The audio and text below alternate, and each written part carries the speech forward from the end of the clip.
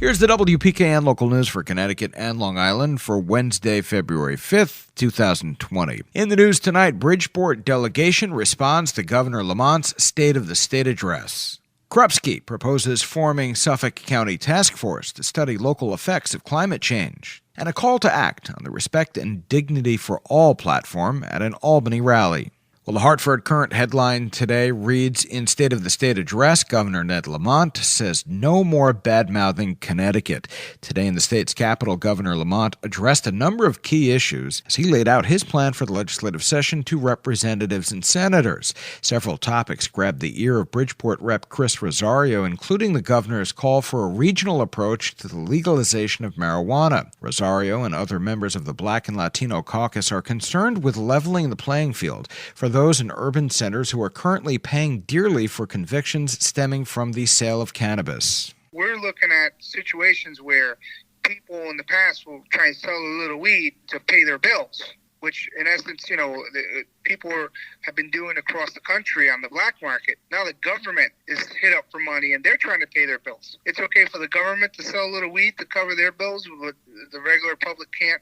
So we want to make sure that those communities and at least have the access or the opportunity, if they want to open up their own dispensary, if they want to start their own small business in the cannabis industry, which is, no pun intended, growing. We want to make sure that they're afforded that opportunity. Earlier this week, the Connecticut Post reported Governor Lamont would focus on upgrading existing train stops, not building Bridgeport's long-sought second station. This news troubled Representative Rosario and several other Bridgeport legislators who feel the Park City is too often ignored or passed over when it comes to issues of importance in some of the more impoverished neighborhoods of the city. Rosario tells WPKN News he believes this is not a dead issue yet. I've had the opportunity to meet with the governor this morning, actually, before the State of the State.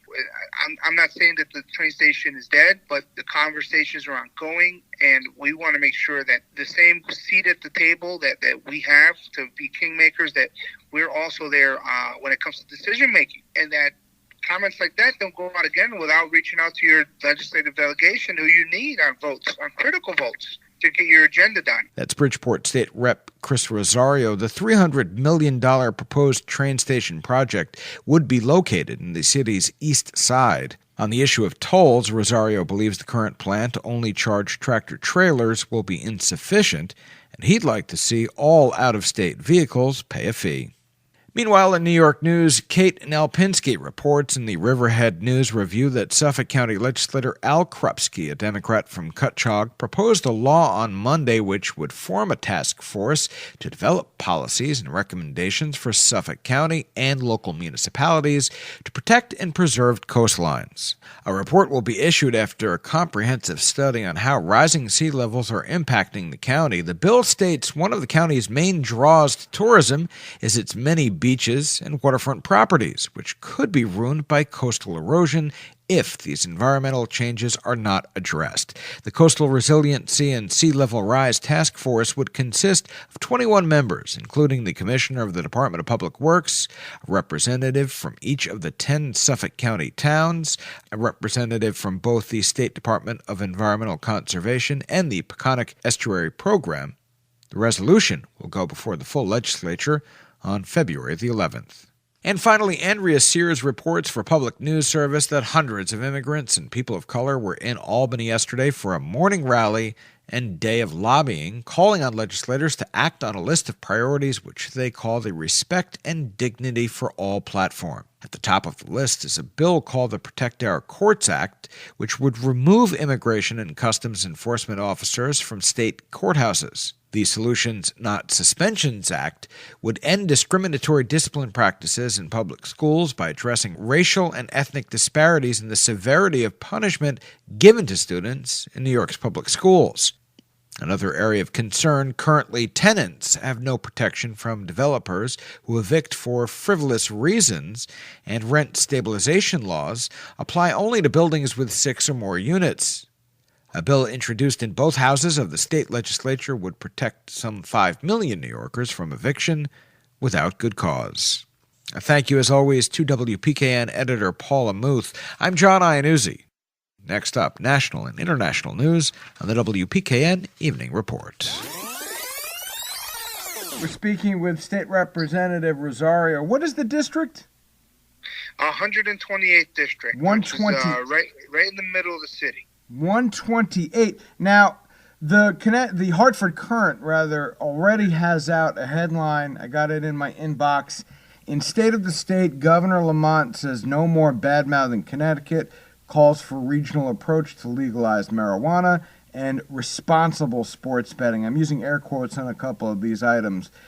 Representative Rosario, talk to us about your initial reaction to this State of the State address. Well, first and foremost, thank you for having me on the program. And secondly, we're excited to get back to business and fight hard for Bridgeport. And on the outset, we received our budget book, so we saw the governor's State of the State. So right now, I'm kind of in the digestion mode. I'm taking in what he's given us. We're gonna read it, go over it, and see what's good, what needs work, and work with our staff and his staff to get it done. Now, what is your reaction to something like talk being reignited on an issue like sports betting, and what does responsible sports betting mean? Well, responsible sports betting, obviously, I know the governor has some concerns about, folks that are underage maybe getting a hold of an app or going to a facility and casting a bet when they shouldn't have. And also, there's the outstanding issue of, our tribal partners and what the role they play in sports betting. And I know coming from the Bridgeport end, I know we had some gaming legislation that's been out there the last few sessions, and we want to make sure that whatever happens on sports betting or gaming, that Bridgeport's going to be a part of that conversation, that we're a leader in that, whether it's with our tribal partners or any other partners for that matter. We want to make sure that we're part of that conversation. Representative Rosario, that obviously could end up getting pretty sticky. Talk to us a little bit more about. I know that folks here in Bridgeport, I have to be honest, they want the casino. That's the sense that I get from the people that I talk to, my neighbors here in the South End at least. And I always say to them, well, what about the traffic? But the jobs issue seems to take precedence over any other concern they may have. How big of a problem will it be with Mohegan Sun and Foxwoods, realistically? Well, realistically, I just want to make sure that, we've had conversations, they are ongoing. And a lot of people talk about traffic, but right now, if you were to drive to that neck of the woods right now, there's no traffic. Traffic means business. Traffic means jobs. And right now, if people were to drive through parts of the east side, east end, at any moment of day and night, there's absolutely zero traffic. And there's nothing happening right now. And like you had mentioned about your neighbors in the South End, I can speak for the folks of the East Side and the Hollow. They want the jobs. They want the jobs, and we want to make sure that we provide a economic development project that will get them the jobs. And by all means, we're not going to settle for a little slot box. We want this to be a major economic development project that's going to change Bridgeport for generations. I went up and saw what they did in Springfield, Mass., and obviously there's some detractors, but overall the project seems to be, it's an enviable, estimable project, and I don't know, I think it's helped the area. How do you make sure that something like this isn't something that is a boon to itself, but a cancer to the rest of the community? Well, I saw the Springfield project. I know they're having some issues up there, but let's be real here. And I'm being a bit biased. The Bridgeport site is way more desirable than the Springfield site. No matter what goes on there, it's easier access to get there, whether it's by rail, by ferry, by bus, by whatever means of transportation you can get to Bridgeport. And on a waterfront location. So I think that's a good thing going for us. But at the same time, casino is not the silver bullet. We can't rely on just the casino. If greater gaming or resort project will be able to attract other opportunities and people can bring additional investment into our city. I think that's the goal here. What about legalized marijuana? Why is it taking so long? I'll be up in Massachusetts this weekend. Why is it working so well in other states and we are moving so slowly along with New York? Well, I think in a credit to members of the Black and Puerto Rican Caucus, we have to make sure that those communities that have been disproportionately impacted by the sale and production of marijuana, that they're fairly compensated and their records be expunged. You're talking about people who've been convicted of their crimes. Correct. So we're looking at situations where, people in the past will try and sell a little weed to pay their bills, which in essence, people have been doing across the country on the black market. Now the government is hit up for money and they're trying to pay their bills. So it's okay for the government to sell a little weed to cover their bills, but the regular public can't. So we want to make sure that that those communities and at least have the access or the opportunity, if they want to open up their own dispensary, if they want to start their own small business and in the cannabis industry, which is, no pun intended, growing. We want to make sure that they're afforded that opportunity. Now, I hear my neighbors clapping. I hear the people living here in Bridgeport clapping. They appreciate what you just said, but that's not the concern of Governor Lamont, is it? Well, I think he wants to make sure the governor's message has been clear. He wants to make sure that it's safe. It's a safe product, that is done, regulated, that is done in the right way. But that's a credit to legislators and advocates that want to make sure that, communities of color and those who have been impacted by that on the criminal justice side of it, make sure that they're also part of the conversation and also compensated for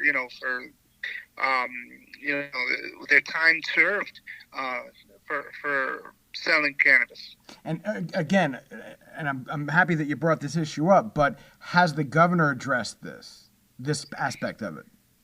Well, yeah, you know what?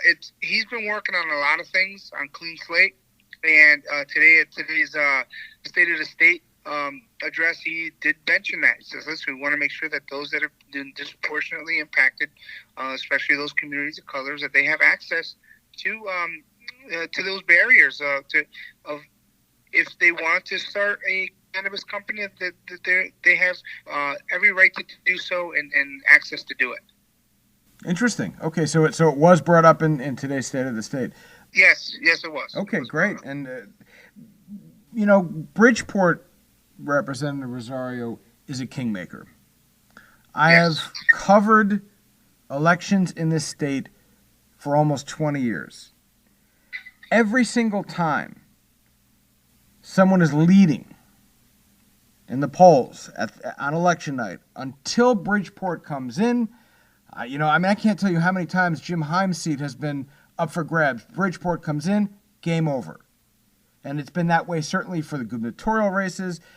My point is that Bridgeport should be and should have a very serious seat at the table for issues.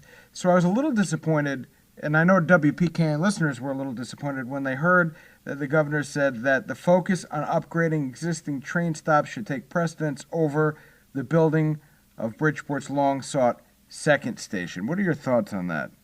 Well, when I first saw that news and heard that news, I was extremely disappointed, and I agree with you. Bridgeport has been the three-point shot. They've been the Grand Slam, and any other sports analogy you could come up with for any candidate, whether they're running for governor, senator, or Congress.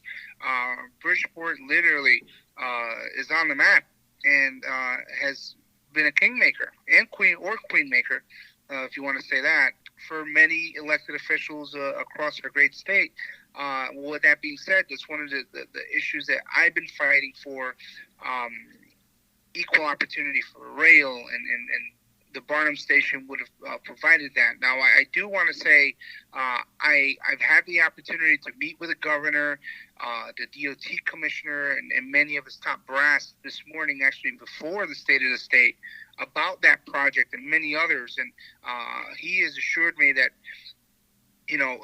by all means, I'm not saying that the train station is dead, but the conversations are ongoing, and we want to make sure that the same seat at the table that we have to be kingmakers, that we're also there when it comes to decision making, and that comments like that don't go out again without reaching out to your legislative delegation, who you need on votes, on critical votes, to get your agenda done. So with that being said, I did have a good conversation with the governor regarding that project, and expect to hear more news on that coming out in the very near future. Do you get the sense that he was receptive? Do you think is the project not dead? Is that the headline here?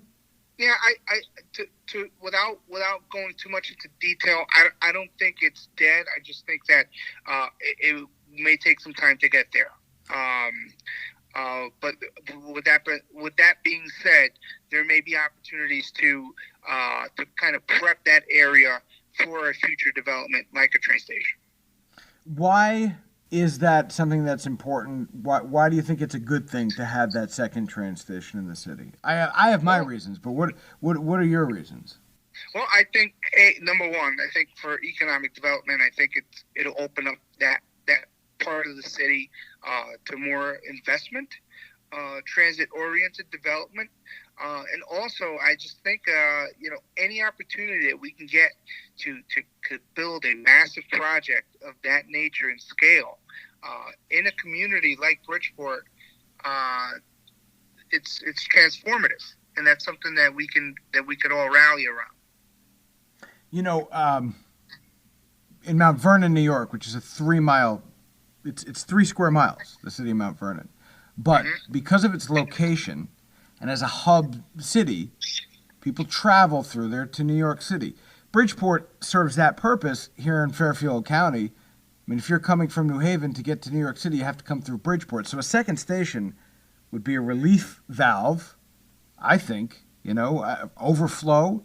And also, like you said, it opens up an entire new section of the city to people who don't drive. I think it's important. When you look at Bridgeport and you look and we have pockets of our city that even though they're in our city limits, they feel very much disconnected from Bridgeport proper. I'll give you the East End as an example, and parts of the East Side. They almost feel like by design, whether it's because of a highway or whatever the case may be, almost feels like they're on an island. I had a friend who lived on Goddard Avenue, and my wife and I would have to we'd have to go down East Main and then cross Boston Ave to get there, and it would be easier to get down to Norwalk. Yeah, exactly. So when you have neighborhoods like that, like the Upper East Side, like the East End, and parts of the East Side, where it's a chore to get downtown. It's a chore to get to wherever, to get on the highway.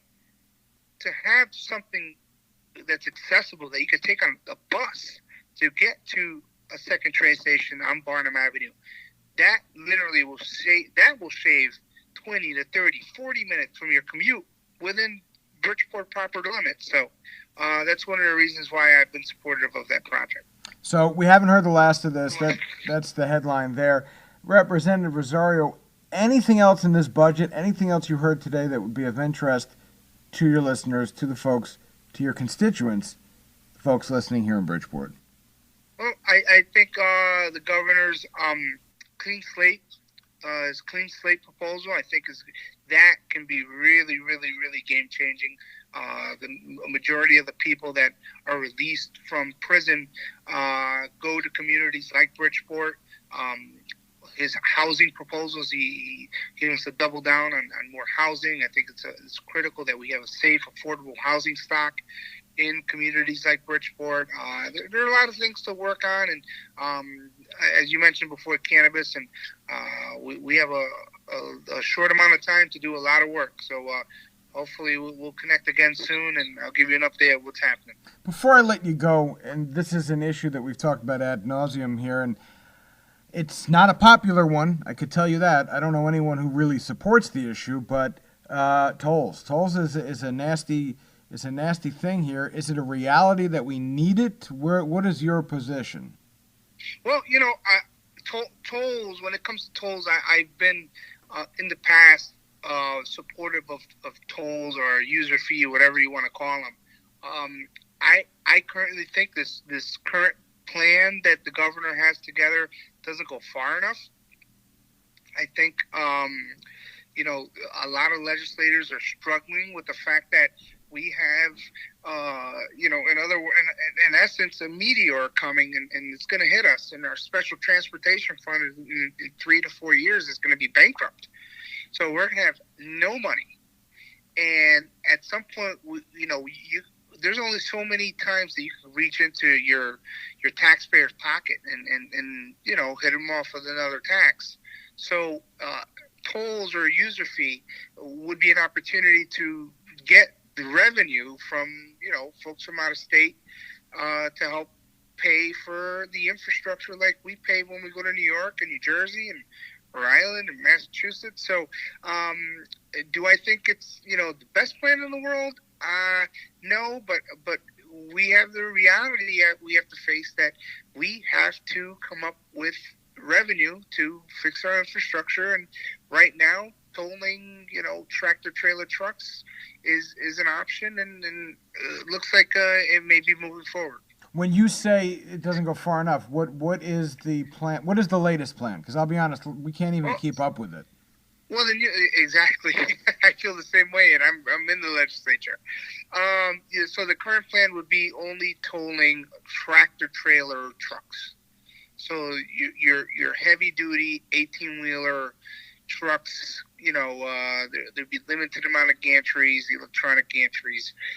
They would have to pay the bulk of basically all the tolls. So there would be no tolling on any type of passenger vehicle, any type of, whether they be in-state or out-of-state, or even your UPS truck, your mom and pop, plumber's truck, they would be exempt from any tolling. But anything with 18-wheelers, a certain amount of axles will get a toll.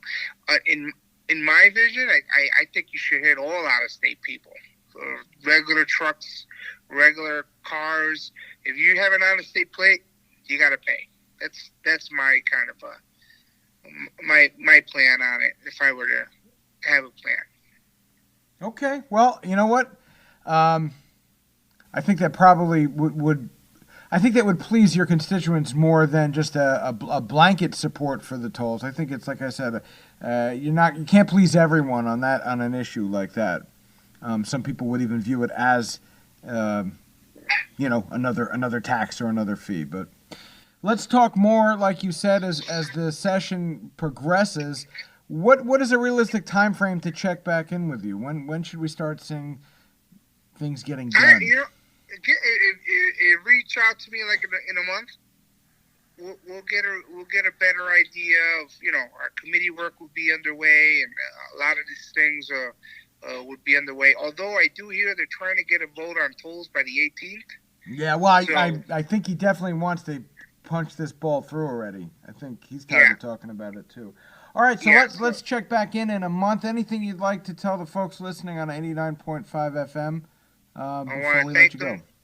I want to thank them for continuing to listen to your station. That's great content, and thank you for having me on the program. Thanks for your time. No problem. Thank you.